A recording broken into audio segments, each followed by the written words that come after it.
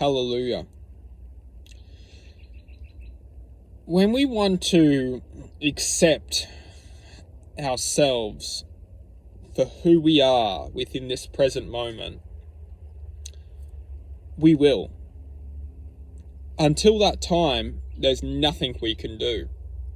We can't do anything for our own true self until we learn to accept ourselves.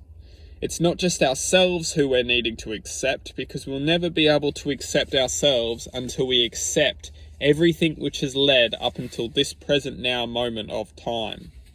The reason why is because it's almost like a prison.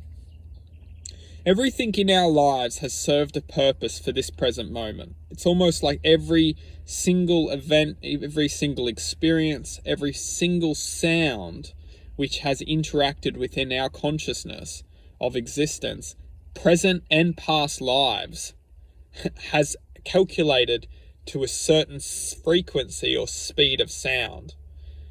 And that has produced that calculation or that density of truth. And that density of truth is the reflection of our speed of existence, our sound radiation.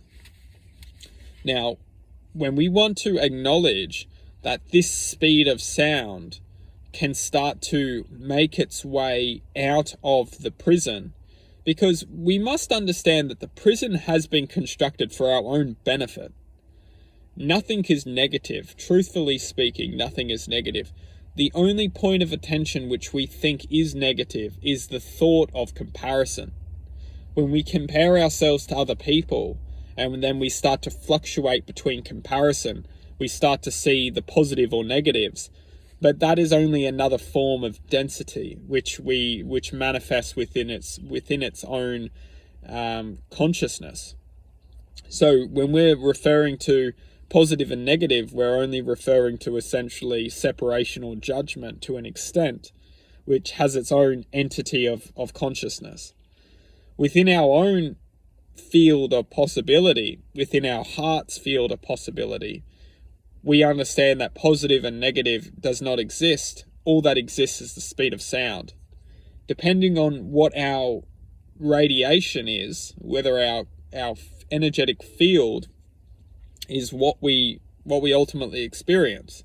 When we can radiate at a speed of sound higher than any point of stress, fear, anger, suffering, neglect, we don't feel it. We feel the truth, which it can definitely manifest, but we choose not to accept it, because we ultimately know that we are witnessing our own auric field at a frequency where it can't be pulled down or grasped by the lower densities of universal frequency. Because we must look at our lives as like a little boat floating along on an infinite ocean. If we don't have control over our boat to steer away from hazards and forces, then that force will capture us and use us for its own advantage.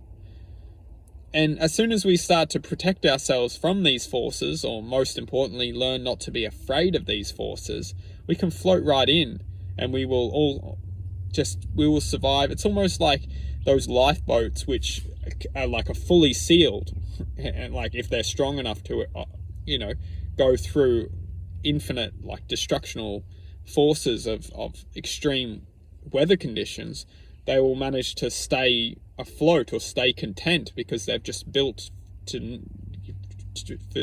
infinite destruction. So our hearts have that capacity of, as long as we can learn to protect our hearts, we learn to not be affected at all. And that's why the prison that we're in is not negative, because even though we're being maybe captured from our own mental existence within this moment, that eventually speaking, we will learn that the prison was actually perfect for us, because we were able to develop and able to learn certain skills to survive in the prison. And then when we're ready to code outside of the prison, we will learn all these new skills and objectives So the prison is not negative.